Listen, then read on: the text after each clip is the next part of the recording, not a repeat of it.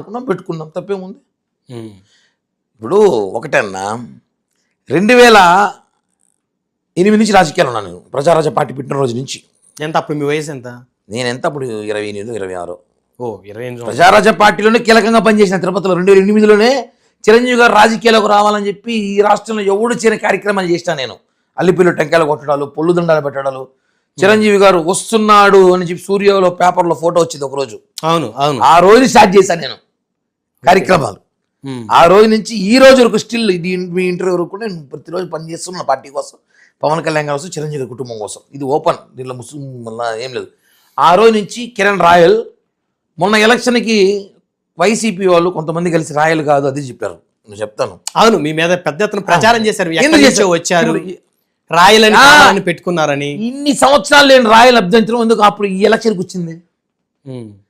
2009 ఎలక్షన్లో కిరణ్ రాయలు, 14లో కిరణ్ రాయలు, 19లో కిరణ్ రాయలు, 24 ఎలక్షన్ వచ్చి ఎందుకు కిరణ్ రాయలు కాదు ఏమంటే గోయిచ్చా వాళ్ళని, వైసీపీ వాళ్ళని.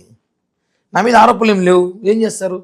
నాకు ఆస్తులు ఏం లేవు, అక్రమ కట్టడాలు లేవు, అక్రమ వ్యాపారాలు లేవు, టీడీఆర్ బాండ్ స్కాములు లేవు. ఏమున్నాయి? నన్ను చూపించడానికి ఏముంది? కిరణ్ చూపించడానికి ఏమీ లేదు. కులం మీద కొడతాము అని కులముద్ర వేస్తారు. జగన్ కూడా అంటారు, వాళ్ళని అంటారు. రాజకీయాలు ఎదిగేటప్పుడు రకరకాలుగా అంటూ ఉంటారు రాజకీయాల్లో. మనం ఏందో మనకు తెలుసు, మా బంధువులు తెలుసు, మా ఫ్యామిలీ తెలుసు, మా బలం ఎంత తెలుసు మాకు తెలుసు. ఎవడో మాట్లాడతాడు వెదవని పట్టించుకు కేర్ కూడా చేయను అసలు. చిరంజీవి గారు డైలాగ్ చెప్పారు, అది నాకు ఒకసారి చిరంజీవి గారు ఇప్పుడు కూడా గుర్తుంటుంది. మొన్న చెప్పారు, ఇంతకుముందు ఒకసారి చెప్పారు, కొన్ని కప్పలు ఎక్కుతుంటాయంట,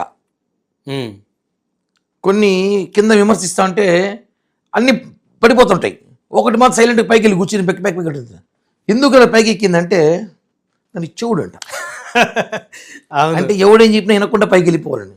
సో విమర్శలు పడించుకోరు అవసరం. రాజకీయాలు విమర్శ వాడు ఏమని అనుకోని, నేనేందో నాకు తెలుసు, నా అంటూ వాళ్ళకి తెలుసు, ఎప్పటి నుంచో ఉన్నాను తెలుసు. ఎవడో కొత్తోడు వచ్చి మాట్లాడినంత మాత్రాన నాకు అవసరం లేదు, నేను పట్టించుకోను కూడా. మీరు తిరుపతికి జనసేన ఇన్ఛార్జిగా ఉన్న సమయంలో వైసీపీ ప్రభుత్వం అధికారంలో ఉన్నప్పుడు